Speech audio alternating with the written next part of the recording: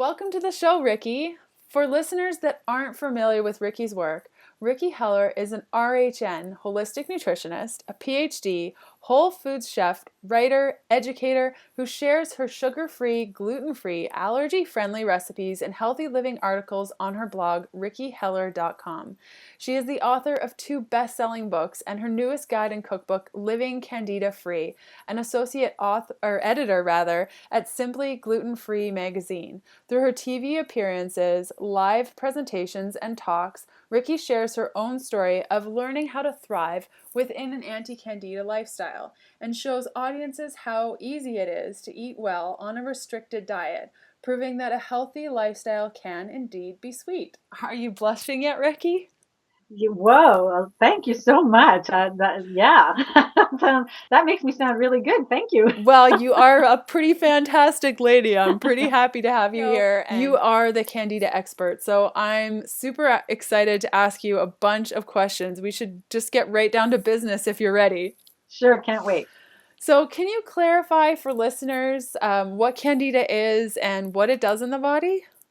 Sure. So Candida is actually a form of yeast and it's usually Candida albicans that lives in the body, and it actually lives in and on the body in all of the mucous membranes. So in your digestive tract and in your eyes and in your nose, and also on the body. And normally it sort of is one of a number of inhabitants of your inner ecosystem, and they all live in harmony together. But when the conditions change that allow the Candida to proliferate, which it does at the slightest provocation, then it grows out of control and it can mutate into a fungal form where it becomes dangerous for your health, and it causes all kinds of varied symptoms that people can suffer from with Candida. So what it does is oftentimes will create a condition called leaky gut, where it basically has these kind of root-like extensions that bore right through the intestinal lining and create little ruptures that can allow undigested food to get into the bloodstream. That causes problems. And then you have a whole host of symptoms that are very familiar to people, which are things like, as you well know, we've both had this sugar cravings, intense sugar cravings, and all kinds of fungal infections are the 2 major ones. Plus this concept that's referred to as foggy thinking or foggy brain, where people just can't focus. They just can't concentrate on things. And from there, you get satellite issues all over the whole body if it continues to go on after that.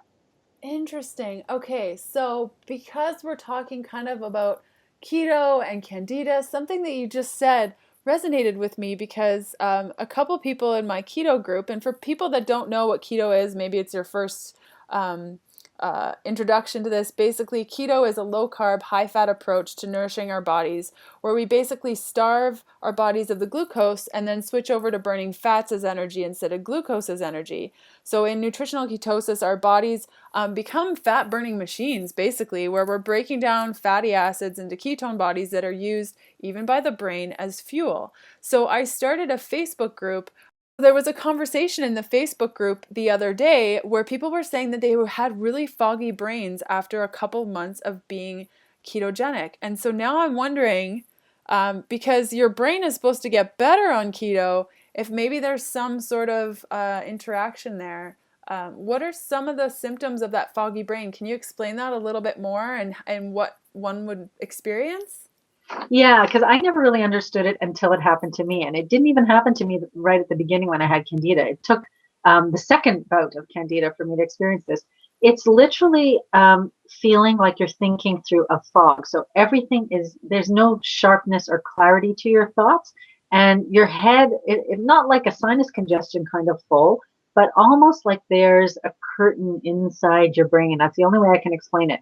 And so for me, what happened was I started getting very frustrated because I've always had a really good memory, and suddenly I couldn't remember things and I couldn't focus. Like if I was trying to write a blog post, or write anything, let's say something would normally take me 20 minutes to write a letter, it would take me an hour, and I couldn't keep track of my sentences. I would get to the end of a sentence and think, oh no, what am I supposed to do next? And I didn't realize how bad it was until it cleared up. And then all of a sudden it was like someone had taken a vacuum cleaner and cleared out the inside of my head. And all that fog and all that debris was just gone. And suddenly it's almost like the difference between an old photo that's a little blurry and a really new sort of technologically new, sharp photo where the edges are just sharp all of a sudden.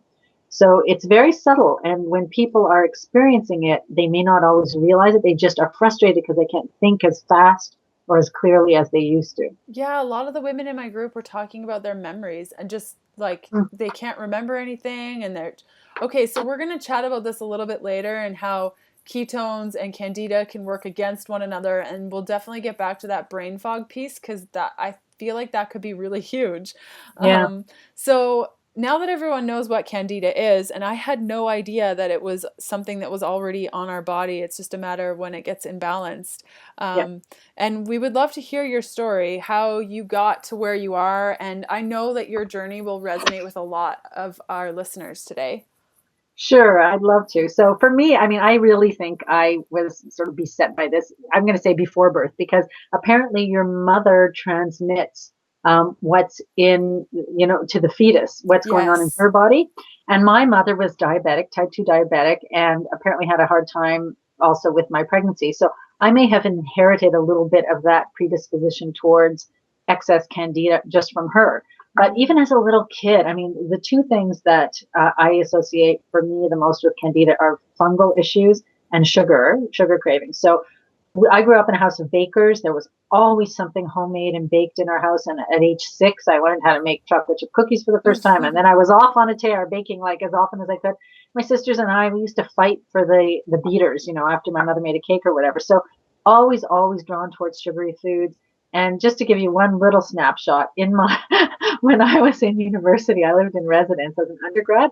Turns out, of course, my roommate was sort of similar in terms of sugar addiction. So we would buy like bags of Quaker oat chocolate chip cookie mix, and we would just mix up the dough and eat it. Like that's how drawn to sugary things we were. That's what that would have been. Yeah. So really, really horrible eating habits through most of my young life. And then when I was married in my 30s, I started having these recurrent yeast infections that nobody could get rid of.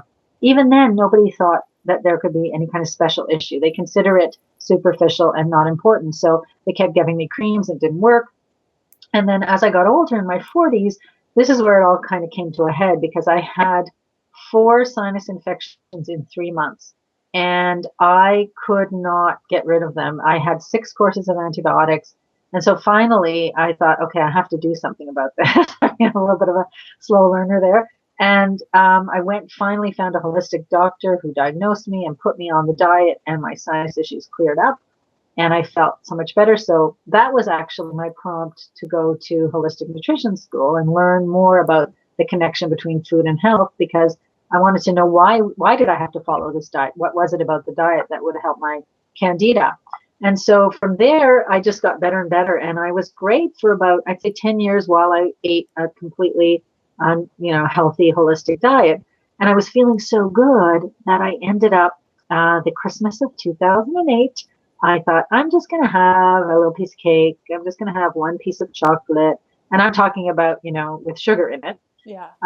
And in very short order, like I'd say a couple of months, I was right back to my old eating habits. And I know, horrible. So I got this really awful rash on my chest and went to my doctor, and she gave me a cream, but nothing would get rid of it, like nothing. And it just kept growing and growing and growing. And finally, I went back to the holistic doc, and it took sort of a conventional approach and a natural approach and the diet and all kinds of detoxification all together before I finally got rid of that. And that was started in 2009. Which is when I started blogging about my journey with candida on my blog. So everything since 2009 on my blog is related to an anti-candida diet, sugar-free, gluten-free, and also plant-based. And that was how I cleared that up this second time. But one of the things I learned through this experience was that when you have candida, when you've had it once, you're more prone than the average person to get it again, to have a relapse. So you really do have to maintain a healthy diet. And if you have a relapse, it's usually more virulent. So it's going to be stronger, and it's going to be harder to get rid of the second time, and even more so the third time, fourth time, however many times you let this go on. So for me, that was a really tough lesson, but it was a good one that I know I can never again in my whole life eat white sugar, ever, ever, ever. And at first it was this whole mourning period, but you know what? Like, as Yeah. I know we've talked about this before, that, once you realize that you can still have delicious food within the boundaries of your dietary restrictions, then it doesn't feel like any kind of issue for me anymore. I still have my favorite desserts. They're just made out of ingredients that will not harm my body now. And you're so good at making those beautiful foods that don't have that stuff in them. And when you start to see, like, it's one thing, when I was told I couldn't have gluten anymore, I was like, what do you mean? I don't even know what gluten is. And like, what do you mean I can't have, like, how is there, I thought gluten was bread. So how is there bread in like desserts? I don't even understand how this works. And, Right. or mashed potatoes. And so Yeah. by seeing images like on your website, rickiheller.com, and everything that you put out there in your cookbooks and guides, it makes it so much more attainable for people when you can see that visual of like, oh my gosh, okay, I still can have all these things. If you're the type of person where you've had Candida, and I know I've been one of those people, you have to, like you said, it's a lifelong eating style, and that it doesn't have to be a sentence, Absolutely. So what kinds of foods do people have to cut out if they're on this anti-Candida diet? Well, there are stages, but in the first stage is the strictest, where you give up basically anything that has sugar or will be easily converted to sugar. So white sugar, white flour, white rice, white potatoes. Except in my book, Living Candida Free, we do allow red skin potatoes because those are less starchy than the other potatoes. But otherwise, potatoes. And then you want to give up any foods that are high, that are naturally high sugar, like fruits as well. So except for lemon, lime, and avocado and cranberries, which are very, very low sugar. You also want to eliminate any moldy foods. So things like mushrooms, peanuts. Peanuts and pistachios are the two nuts with the highest mold content. So those are out. And fruit is out anyway, but I was always surprised to discover that melons are very high in mold on the skins. Yeah, they So, are. Totally they yeah, are. It's yeah, scary. I know. And citrus fruits too, unfortunately. So those things, then, and anything that's going to stress out the immune system, because you want to really boost your immune system and help it and support it so it can fight the candida. So anything that's like a common allergen, so dairy, eggs, citrus is another one there. If you eat animal products, you can't have things like shellfish, red meat, and coffee, I'm sorry to say, because they're acidic, which is what candida loves. It loves an acidic environment. And then I just had another one on my tongue. Initially, like anything with caffeine. So there's a whole host of foods. And people often will say to me, if I start rhyming off what you can't eat, they'll say, well, what can you eat? Yeah. But there's so much left. There's vegetables, nuts, seeds, beans, legumes. If you eat animal products, you can have some forms of animal protein. So there's lots. That's really interesting. Something that you mentioned, I've been looking a lot more at mycotoxins lately and the molds and stuff that grow on our foods. And it's, I actually posted on my Instagram the other day, quite some time ago now, I guess, but coconut oil and coconut products. I was listening to a podcast, I believe Bulletproof Radio, and he was talking about coconut milk. And I've always reacted to the coconut milk that I keep in the fridge for a day. But when I first open up a can of coconut milk, no problem. But the next day, I react to it. And I was reading that it's actually coconut milk grows a lot of bacteria or fungus or those mycotoxins really quickly. And so that's why people are reacting to it. So I don't know if you've had that type of reaction to certain foods. Like I know when I've had foods that I know have mold on it, I get really tired and lethargic, or I have a hard time breathing. Like I get wheezy. And that was helpful in my Candida process. Yeah, and you know what's so interesting to me about the mycotoxins is that with like peanuts and pistachios, it's right there on the nuts, and it's just to some extent it's on all, like the aflatoxins on peanuts, they're on all nuts and grains as well, apparently dried, like anything dried like that. But the thing is, peanuts and pistachios are just so much higher than the others. So that's why, because you could cut out all nuts, and some of the Candida diets do. But what I find so interesting about the coconut milk, and I actually saw that on your Instagram, is that, coconut contains antifungals. It's often used in Candida because it's so antifungal. So it makes me wonder if it's how they process it or something that the fungus gets in there, right? I'm learning that there's only 4 different places where coconut oil is made. And Wow. there, yeah. So if you're reacting to one coconut oil, you'll react to most of them because there's only like 4 places.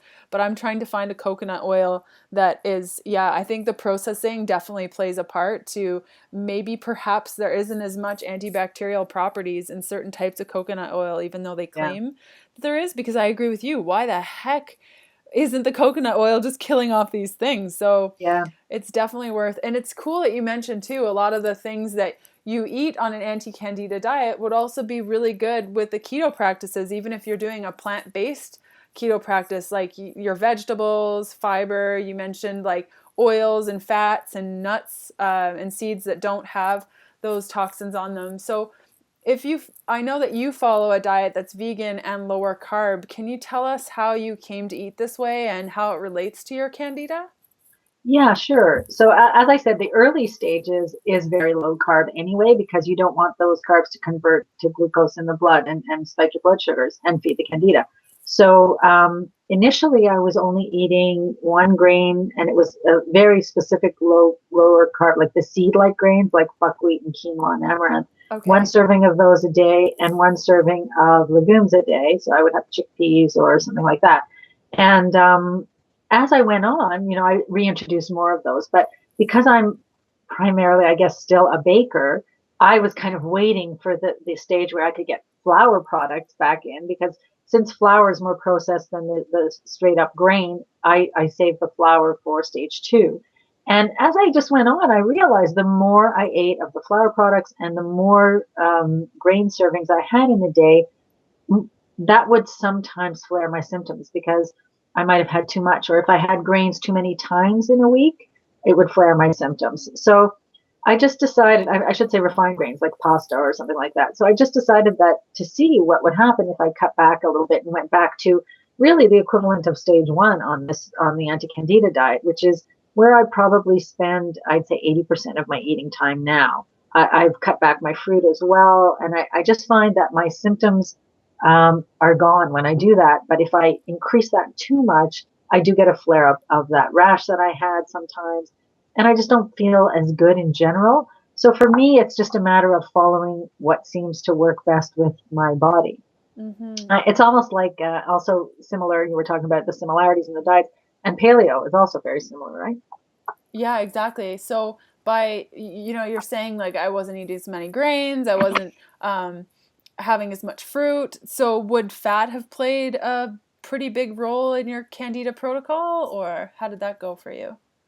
It did at the beginning. And again, when you're on stage 1, because when I go lower grain, I tend to increase my fat content. And so there was a period when, particularly when I was testing for my book, because I wanted all of the recipes in Living Candida Free to be accessible to stage 1, because that's the hardest stage. And that's when people are buying books that they want to help them on the anti-candida diet. So I think it's like 97 out of the 100 recipes are okay for stage 1. And of Nice. course, and they're also okay for every other stage. But so for me now, and I ended up eating a lot of those kinds of foods in a day.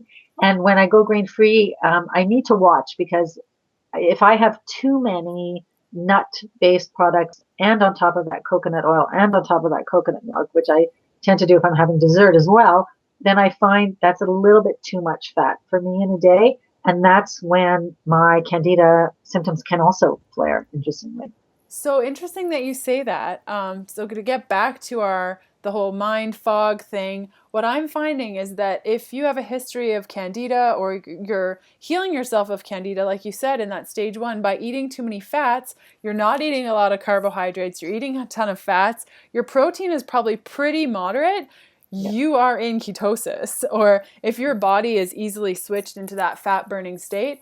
And what's interesting by you saying, I had a little bit of a flare up, I'm finding that people that become in that state of ketosis by creating those ketone bodies, the candida loves ketone bodies for fuel, just like it loves sugar. And so I'm wondering if people that are following a ketogenic eating style and they're getting a lot of ketone production, if they had a history of Candida or maybe didn't know that they had Candida, and then all of a sudden they're getting this brain fog that you're talking about and these other symptoms, which I'll ask you about too, and like what symptoms cause or are a signal of Candida. But there's definitely a link there. If you have Candida, perhaps keeping the ketone creation quite low. Like you said, there's that fine line between too much fat when you're following this protocol. It's interesting to see the two tie together so synergistically. Yeah, that's interesting. And I bet that is what is going on with me, because I find I do much better if I'm grain free, if I increase my beans and legumes versus increase my fats. So that's interesting. Yeah. Okay. So for people that are thinking, oh my gosh, like maybe I have this Candida thing, or maybe I don't know. What kind of symptoms are associated with this? How do we know? Well, we've talked about a couple. So brain fog for sure. But the number one symptom that most people have is sugar cravings or carb cravings, like really overwhelming, not your average once a month kind of cravings, but the kind where, you're willing to go out in your pajamas at 1:45 to the gas station to buy something sweet. Like totally guilty. I have done that. I'm sure I've done that too, for sure. Or no, you know what? I just make it because I can. Yeah, screw it. I'm not going out. Make me a cake at 2:00 in the morning. Yeah, and I've done it for sure. We used to have a recipe in our house that my sisters and I all knew, because from start to out of the oven, it was less than 30 minutes. And so you could be eating it in less than 30 minutes, right? But anyway, so that's what they do. They're like really, really intense sugar cravings. And then all of those symptoms that are associated with yeast. So vaginal yeast infections, jock itch, fungal rashes, toenail fungus of any kind, athlete's foot, all these things that are connected to fungus in some way or another, that doesn't clear up in the normal way. So, people who I have a client who's had yeast infections for like a year or something, and every 2 weeks it just keeps coming back. And that's what happened to me in my 30s as well. Or you have some kind of a rash, like my rash that wouldn't go away. So that's that. And then, as I was saying earlier, it can also lead to leaky gut. And so some of the complications of that are obviously digestive issues and lots of gas and bloating. And constipation is a big one that goes with that. And allergies, undetected food allergies, are another big one that's kind of a consequence of the leaky gut. So all kinds of things. It can go on beyond that, but once you get to a certain stage, you start getting symptoms in all other parts of the body. But those are the main ones initially if you're concerned. Mm-hmm. Okay, so for all listeners out there that are thinking, oh my gosh, okay, wow, I maybe have Candida, what can they do? There are lots of things you can do. I mean, you can certainly go to a naturopathic doctor or a holistic nutritionist, or if you can find a functional medicine doctor, and they can test you. There are all kinds of tests they can do. There's a blood test, there's a urine test, there's a stool test, and there's also a saliva test. But the one test that people may have heard about online that you can do at home, and I was very skeptical of this test until I did it when I was having a huge flare-up, and it actually correlated perfectly with my symptoms. So I would say for me, this test was accurate. What you do is first thing in the morning, when you wake up, you have a small glass of water by your bedside, and it's about half full, or you can just go and fill one. But don't brush your teeth. Don't eat anything. Don't drink anything before you do this test. It's got to be fresh saliva first thing in the morning. And you build up a nice ball of spit, and you just spit into the glass. And then you watch what the saliva does on the water. So normal, healthy saliva is clear, and it will float on the water. And if you go back 15 minutes later, it'll still be floating. And if you go back 30 minutes later, it'll still be floating. But if you have Candida, what often happens is it will start to grow what look like roots going downward towards the bottom of the glass. So roots or legs, they call it sometimes. You'll see these lines coming out of the saliva, and it'll look a little cloudy. And that's what happened to me until my symptoms cleared up, and then it got clear again. And for people who are very severe, who have very severe issues, your saliva will actually sink to the bottom of the glass because it's heavier. So you can look for that, and that's just kind of a quick and easy and free way to get a good sense of whether or not you're dealing with that. It's not 100% accurate either, but it's free. And if you have a positive result there, then you can go and talk to a professional and see, and maybe delve further at that point. And so do you have a course that kind of walks people through how to deal with candida and such? Yeah, so the Candida Kickstart, I began it because it's really the beginning of the diet and getting sort of in your groove on this diet. Because for some people, this can last 6 months to a year. And I don't want to scare people out there. There are people who are over and done with it in 3 months. But for someone like me who has a lot of symptoms and it's been going on for a long time, then you have to devote a long time as well to getting rid of it. And so it's getting into that groove and understanding the diet and learning how to cook this way and buy the ingredients and what is psyllium husk and what are chia seeds and all the things you need to gather. And so the Candida Kickstart is it's the better part of a month, and it's a course that actually walks you through all those different issues so that you can feel you have the foundation, you're confident in what to eat, and we have a meal plan, we have a shopping list, we have menus, and you get a copy of my book as well to walk you through what Candida is and give you more than 100 recipes that you can eat on the plan as well. But I found that once people feel they have that support, and exactly as we were saying earlier, they see that it's doable. There's tips about what do you do if you're invited to a party? What do you do if you go out to a restaurant? How do you live with this over the long term and not cheat? Because that's so essential. And I think most people fall off because they're at a loss of what to do, or they feel they're lacking the support around them with other people who are going through something similar. And so that's what the Candida Kickstart does. We have live support and often, where I answer questions and calls that people can listen to, and a group. To me, that's the most important thing. Like, from your community, your keto community, the group of people who are all going through something similar at the same time, that's where you get so much of your support too. Oh, So it's that's, so powerful. Yeah. yeah. Like it's amazing to see the women in my keto group now over, I think, at least 1,200 people in there. And Wow. they just all support each other back and forth and they're answering questions so much more. Like I'm just one person and I have one experience, but 1,200 women with all different experiences coming together, like that support in and of itself is Yeah. huge, I huge. agree. Yeah, it's the support among each other. I think that's incredible, and sharing experience is so important. Yeah, I agree. Exactly like what you've done for us today. Thank you so much for sharing your wisdom and your story and really providing our community with actionable steps to bring their health to that next level.